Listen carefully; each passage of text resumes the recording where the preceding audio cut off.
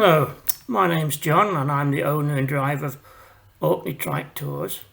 I'd like to just show you around the Broch of Gurness, which is on the shores of Untitled Sound, overlooked by the island of Untitled and Rousey. There are over 570 possible brochs in the north of Scotland, 50 of them on Orkney, and probably 15 on the shores of Untitled Sound itself. The brochs themselves have very little written history. We only know their dates, and they date from 400 BC to 200 AD. They were for the people who were before the Picts, or they may even be the Picts themselves. We don't really know. This here is a map showing you what exists now, and you can see the concentric circles and ditches. This is the view, a 360-degree view from the Broch. There you can see Untitled on the middle of the water. It's a small island. And then we can now see the island of Rousey.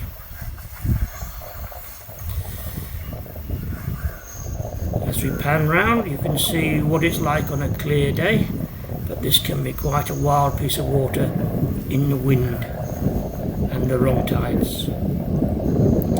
Now we turn towards the Broch. This would have been up to 45 metres high.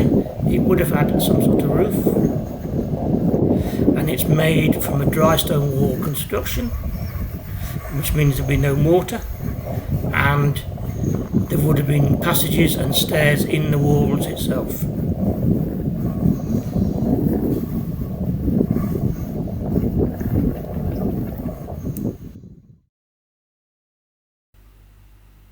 This picture is taken from the Pictish house, looking back towards the main tower. The Pictish house followed when the Broch was abandoned, so it was from about 200 to 700 AD. Something significant must have happened because they abandoned the Broch, and these houses are much smaller than the Broch. Though if you look in the picture here, you can see it wouldn't have been uncomfortable, and it would have been alright for a large family.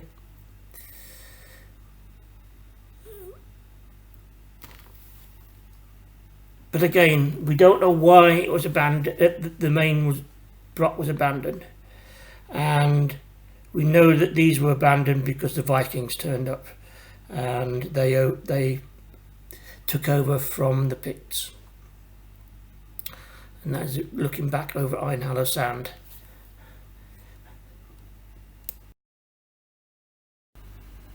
Moving towards the tower from the Pictish house, we can see concentric circle banks and ditches. They do look defensive, but we're not really sure. And the area between the last wall and the Broch itself was an open area, as the walls were too narrow to take a roof. And this is perhaps where we used industrial, smelly procedures away from the main entrance, which is the far side.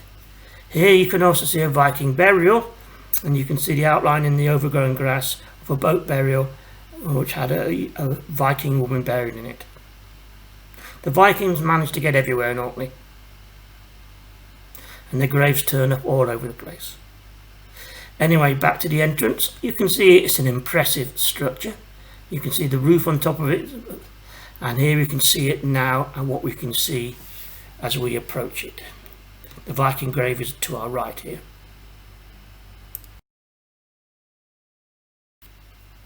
Here we have another picture of another Broch near Yesnaby, right on the edge of the cliffs.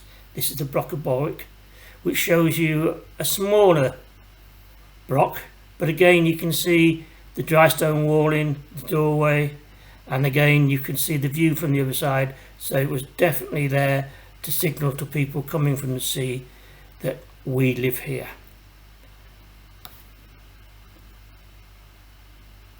Now moving towards the Broch of Gurness entrance, and each side of there you can see a semicircle, a quarter of a circle, shall I say, each side of the main entrance, and these are called cells because they had capping stones at the top and could shelter. It was being suggested they were keeping dogs, but it could have been anything. It could have been for keeping stuff to take in, take stuff, cleaning, anything. We just do not know.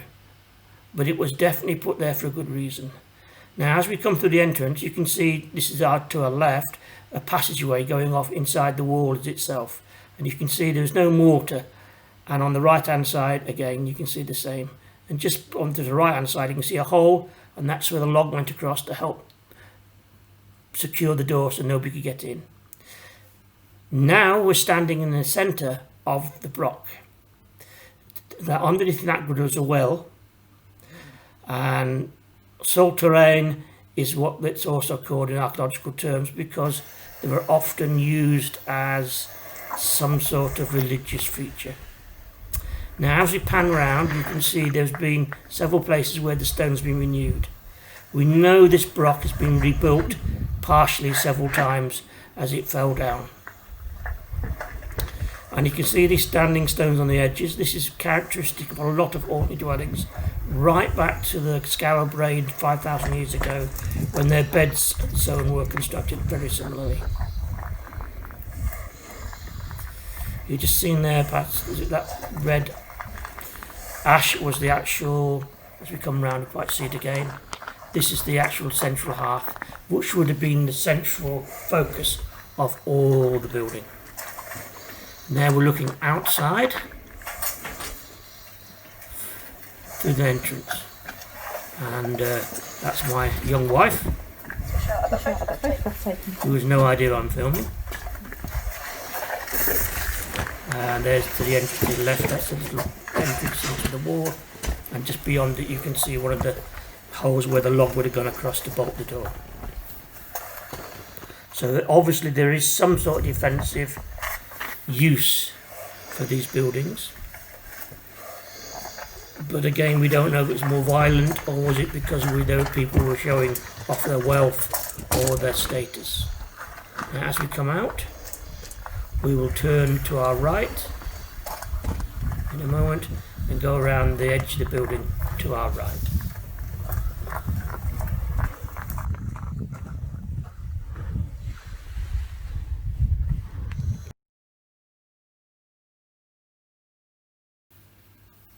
You can see the Broch Tower here, and how beautiful the stone is, and the skill it must have taken to build it, and how many hours it took to do.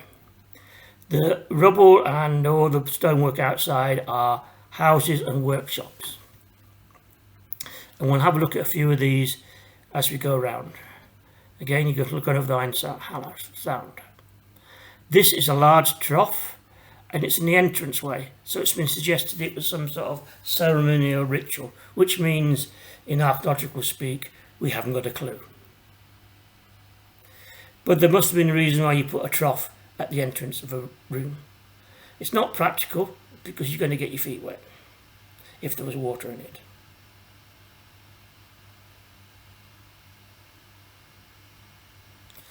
Here, there's a hearth in this building, and you can see slightly to the left of the sign there's uprights and horizontal rocks making a square, and it looks like this is made out of shelves. And you can see this some similar layout in Neolithic village 5,500 years ago, so those things were passed down. This hearth showed metalworking, so there was some forging of some sort being done in this area. In another building we have a tank. This would have been clay lined and could hold water. It's surmised it was either for fresh food or water itself to keep in the building.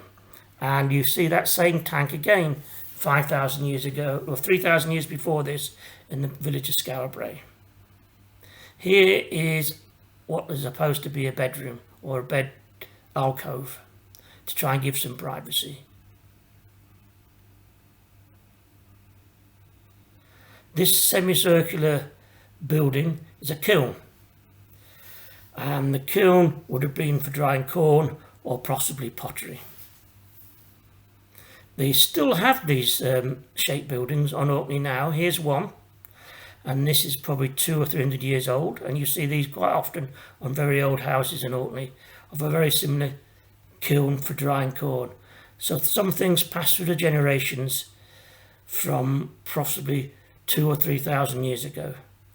As there is no written history, we don't know who designed, who discovered them, or why they were exactly used for, but we do see similar things cropping up in various buildings.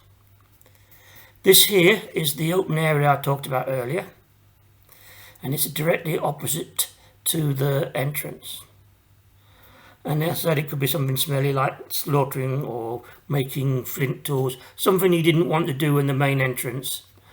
So it was probably some industrial purpose, but everything probably had 2 or 3 purposes. So it might have been a meeting area as well. It could have been several different things. Anyway, that's just a brief look around the Broch of Gurness. I hope you enjoyed yourselves and learnt a little bit, and I hope that makes you come to Orkney to look at all the things that we have here. Thank you for watching, and I'll see you next time.